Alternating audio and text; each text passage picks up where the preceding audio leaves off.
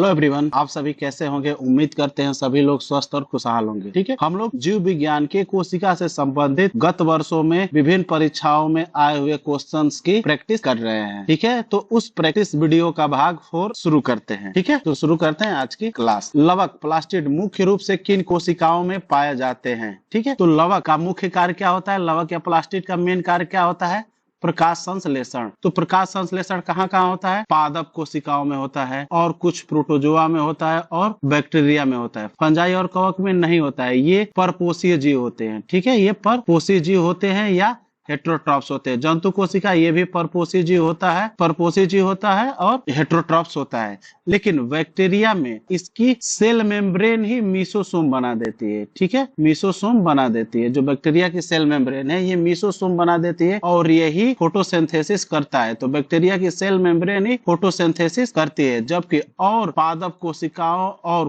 कुछ प्रोटोजोआ में फोटोसिंथेसिस या प्रकाशसंश्लेषण के लिए प्लास्टिड पाया जाता है। तो इस क्वेश्चन का कौन सा ऑप्शन सही है, बी ऑप्शन सही है। चलिए अगला सवाल देखते हैं। रंगहीन लवक कलरलेस प्लास्टिड को क्या कहा जाता है, जो मुख्य रूप से भोजन स्टोरेज का कार्य करते हैं। अगर लवक प्लास्टिड फोटोसिंथेसिस कर रहा है, ठीक है, अगर प्लास्टिड फोटोसिंथेसिस या प्रकाश संश्लेषण कर रहा है तो उसको क्लोरोप्लास्ट कहा जाता है। ठीक है, अगर प्लास्टिड कलर प्रदान कर रहा है, जैसे फूलों की पत्तियों में विभिन्न विभिन्न तरह का कलर पाया जाता है, अगर रंग प्रदान कर रहा है तो उसको क्रोमोप्लास्ट कहा जाता है। ठीक है, अगर भोजन स्टोर कर रहा है, अगर भोजन संग्रहित कर रहा है तो उसको क्या बोलते हैं, ल्यूकोप्लास्ट बोलते हैं, ल्यूकोप्लास्ट कहते हैं। क्वेश्चन के अनुसार कौन सा ऑप्शन सही है, सी ऑप्शन सही है।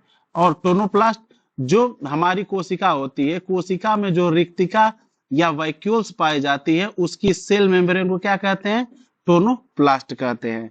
ठीक है, तो इस क्वेश्चन का कौन सा ऑप्शन सही है, सी ऑप्शन सही है। चलिए अगला सवाल देखते हैं। आलू के कंद ट्यूबर में स्टार्च जमा करने वाले ल्यूकोप्लास्ट को क्या कहा जाता है। अगर ल्यूकोप्लास्ट स्टार्च को स्टोर करे तो एमाइलोप्लास्ट कहते हैं। अगर ल्यूकोप्लास्ट फैट को स्टोर करे या वसा को स्टोर करे तो उसको बोलते हैं यीलियोप्लास्ट। अगर ल्यूकोप्लास्ट प्रोटीन को स्टोर करे, ठीक है, अगर ल्यूकोप्लास्ट प्रोटीन को स्टोर करे तो उसको कहते हैं एल्यूरोप्लास्ट। ठीक है, ये क्वेश्चन आता है, इसको दिमाग में रखिएगा। और क्रोमोप्लास्ट, अगर प्लास्टिड कलर प्रदान कर रहा है, जैसे फूलों का पेटल्स होता है उसमें कलर होता है, वो क्रोमोप्लास्ट के थ्रू होता है। ठीक है, तो इस क्वेश्चन का कौन सा ऑप्शन सही है, पहला ऑप्शन सही है, इमाइलोप्लास्ट। क्योंकि ल्यूकोप्लास्ट क्या स्टोर कर रहा है, स्टार्च स्टोर कर रहा है, उसको क्या कहेंगे, इमाइलोप्लास्ट। चलिए अगला सवाल देखते हैं। वसा फैट ऑयल संचय करने वाले लवक क्या कहलाते हैं। हमने पिछले कोई क्वेश्चन में बता दिया है, इलियोप्लास्ट।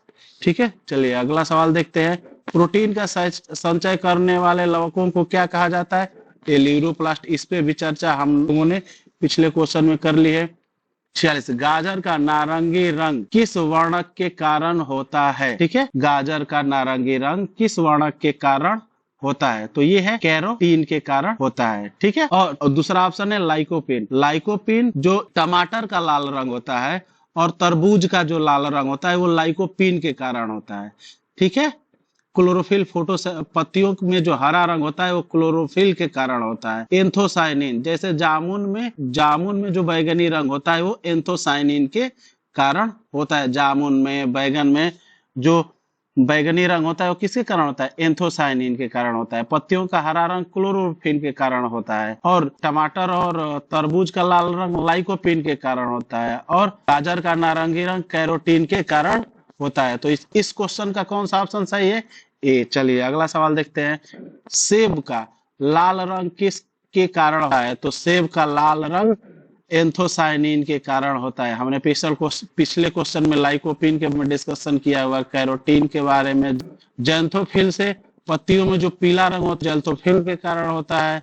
गाजर में जो नारंगी रंग होता है वो प्रोटीन के कारण होता है। और तरबूज में तथा टमाटर में जो लाल रंग होता है वो किसके कारण होता है, लाइकोपिन के कारण होता है। और सेब का लाल रंग एंथोसाइनिन के कारण होता है। इसका कौन सा ऑप्शन सही है, ए ऑप्शन सही है। चलिए अगला सवाल देखते हैं। चुकंदर बीटर रूट का गाढ़ा लाल रंग किस वर्ण की उपस्थिति के कारण होता है, तो विटामिन के कारण होता है। इस क्वेश्चन का कौन सा ऑप्शन सही है, ए। हमने कैरोटीन, लाइकोपिन को डिस्कशन किया हुआ है। हमारे शरीर में मिलेनिन बनता है, ठीक है। सूर्य के प्रकाश की उपस्थिति में मिलेनिन बनता है, जब परावैंगनिक किरणें हमारे शरीर को हानि नहीं पहुंचा पाती हैं। मिलेनिन के कारण ही परावैंगनिक किरणें हमारे शरीर को हानि नहीं पहुंचा पाती हैं। जिसकी बॉडी में जितना मिलेनिन होगा उसकी बॉडी उतनी ही डार्क होगी, ठीक है। या जो जितना गोरा होगा उसमें मिलेनिन की मात्रा उतनी कम होगी, और जो जितना का होगा उसमें मिलेनिन की मात्रा ज्यादा होगी। यानी सूर्य की किरणें गोरे लोगों में ज्यादा नुकसान पहुंचाती, काले लोगों में कम नुकसान पहुंचाती है, ठीक है। तो चुकंदर का गाढ़ा लाल रंग किस वर्ण के कारण होता है? तो विटामिन के कारण होता है। चलिए अगला सवाल देखते हैं। पत्तियों में पीले रंग के लिए कौन सा वर्णक जिम्मेदार होता है? अभी हमने पिछले क्वेश्चन में बताया, तो ज़ैंथोफिल पीले रंग के लिए रिस्पॉन्सिबल होता है। हरे रंग के लिए क्लोरोफिल। टमाटर में लाल रंग किसके कारण होता है? लाइकोपीन के कारण होता है, ठीक है। चलिए अगला सवाल देखते हैं। केंद्रिका न्यूक्लियोलस की खोज किसने की थी? तो फोंटाना ने न्यूक्लियोलस की खोज की थी। रॉबर्ट ब्राउन ने किसकी खोज की थी? न्यूक्लियस की खोज, न्यूक्लियस या केंद्र की खोज रॉबर्ट ब्राउन ने की थी। फ्लेमिंग ने माइटोसिस की खोज की थी, ठीक है। लाइडेन और स्वान ने कोशिका सिद्धांत को दिया था। चलिए अगला सवाल देखते हैं। डीएनए का पूरा नाम क्या है? तो डीएनए का पूरा नाम डीऑक्सीराइबोज न्यूक्लिक एसिड है।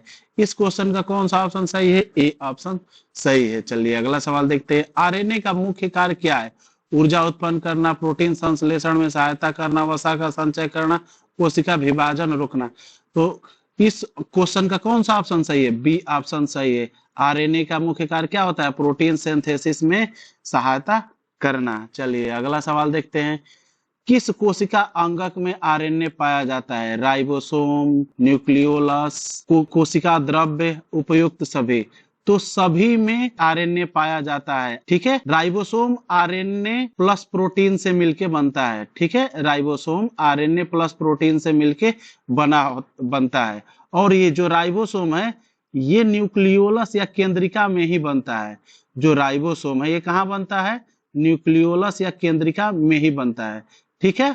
और ये न्यूक्लियस जितने भी कोशिकांग है कहाँ पाए जाते हैं? कोशिका द्रव्य या साइटोप्लाज्म में पाए जाते हैं। तो इस क्वेश्चन का उपयुक्त सभी ऑप्शन यानी डी ऑप्शन सही है। राइबोसोम का आरएनए कहाँ कहाँ पाया जाता है? तो राइबोसोम में भी पाया जाता है, केंद्रिका या न्यूक्लियोलस में पाया जाता है, कोशिका द्रव्य या साइटोप्लाज्म में भी पाया जाता है। चलिए अगला सवाल देखते हैं। डीएनए में उपस्थित नाइट्रोजनस बेस का सही जोड़ा क्या है? ठीक है, तो एडेनिन थायमिन से जुड़ता है और साइटोसिन ग्वानिन से जुड़ता है। इस क्वेश्चन का कौन सा ऑप्शन सही है? बी ऑप्शन सही है। आप याद रख सकते हैं ये दोनों खड़े खड़े हैं और ये दोनों सर्कुलर टाइप के हैं, वृत्ताकार टाइप के हैं। सी और जी हल्का सा वृत्ताकार टाइप के हैं ना, और ए और टी हल्का सा खड़े खड़े पिलर टाइप के हैं। इससे आप याद कर सकते हैं ए टी से जुड़ेगा और जी सी से जुड़ेगा। नाइट्रोजनस बेस का सही जोड़ा यही है। ठीक है, चलिए अगला सवाल देखते हैं। आरएनए में थायमिन के स्थान पर कौन सा नाइट्रोजनस बेस होता है? तो आरएनए में थायमिन की जगह यूरेसिल होता है। इस क्वेश्चन का कौन सा ऑप्शन सही है? बी ऑप्शन सही है। आरएनए में थायमिन के जगह पे क्या होता है? ए टी से जुड़ता है, एडेनिन थायमिन से जुड़ता है डीएनए में, और साइटोसिन ग्वानिन से जुड़ता है। अगर यही आरएनए रहेगा तो एडेनिन यूरेसिल से जुड़ेगा और साइटोसिन ग्वानिन से जुड़ेगा।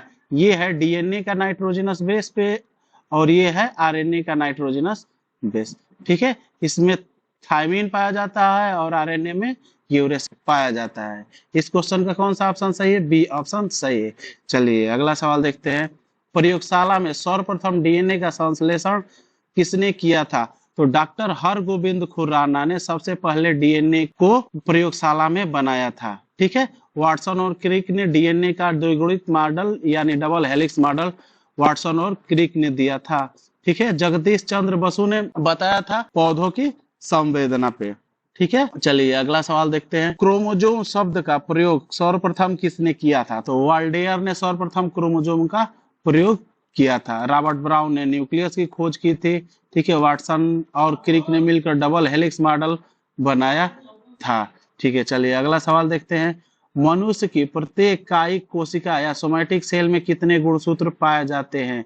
ठीक है, तो 46 गुणसूत्र यानी 23 पेयर जोड़े मनुष्य की सोमैटिक सेल में पाए जाते हैं। सोमैटिक सेल क्या होती है बताते हैं, ठीक है। देखिए, हमारी बॉडी में जितनी भी सेल हैं, हमारी बॉडी में जितनी भी सेल हैं सभी सोमैटिक सेल हैं, ठीक है। हमारी बॉडी में, मनुष्य की बॉडी में जितनी भी सेल्स हैं क्या है, सभी सोमैटिक सेल हैं। लेकिन स्पर्म और वह क्या है, जनरेटिव सेल है। लेकिन सोमैटिक बॉडी में, सोमैटिक सेल में कितने गुणसूत्र पाए जाते हैं? 46 गुणसूत्र यानी 23 पेयर गुणसूत्र पाए जाते हैं। जबकि स्पर्म सेल में 23 गुणसूत्र पाए जाते हैं, ठीक है। ओवा में भी 23 गुणसूत्र पाए जाते हैं, जबकि सोमैटिक सेल में 46 गुणसूत्र पाए जाते हैं, ठीक है। इस क्वेश्चन का कौन सा ऑप्शन सही है? बी ऑप्शन सही है। चलिए अगला सवाल देखते हैं। जीन शब्द का सर्वप्रथम प्रयोग किसने किया था? तो जीन शब्द का सर्वप्रथम प्रयोग सबसे पहले जोहानसन ने किया था। इस क्वेश्चन का कौन सा ऑप्शन सही है? ए ऑप्शन सही है। जीन शब्द का प्रयोग सर्वप्रथम किसने किया था? जोहानसन ने किया था। आनुवंशिकता की खोज किसने की थी? तो मेंडल ने की थी, ठीक है। क्रोमोसोम शब्द किसने सबसे पहले दिया था? वाल्डेयर ने दिया था। चलिए अगला सवाल देखते हैं और आज की वीडियो का आखिरी सवाल देखते हैं। जंपिंग जीन ट्रांसपोजान की खोज किसने की थी? तो बारबरा मैक्क्लेंटॉक ने जंपिंग जीन की खोज की थी। खुराना ने सर्वप्रथम क्या किया था? आर्टिफिशियल जीन्स बनाए थे। वाटसन और क्रिक ने क्या किया था? डीएनए का डबल हेलिक्स मॉडल दिया था। टीएच मॉर्गन को मॉडर्न जेनेटिक्स का फादर कहा जाता है। आधुनिक अनुवांशिकी के जनक कौन है? टीएच मॉर्गन है, ठीक है। तो आज के लिए इतना, धन्यवाद। आप हमारे चैनल से जुड़ जाइए, वीडियो को लाइक कीजिए, चैनल को सब्सक्राइब कीजिए, वीडियो को शेयर जरूर कीजिए। मिलते हैं प्रैक्टिस क्वेश्चंस के अगले भाग में। तब तक के लिए धन्यवाद। स्वस्थ रहें, खुश रहें, तैयारी अच्छे से करते रहें। धन्यवाद।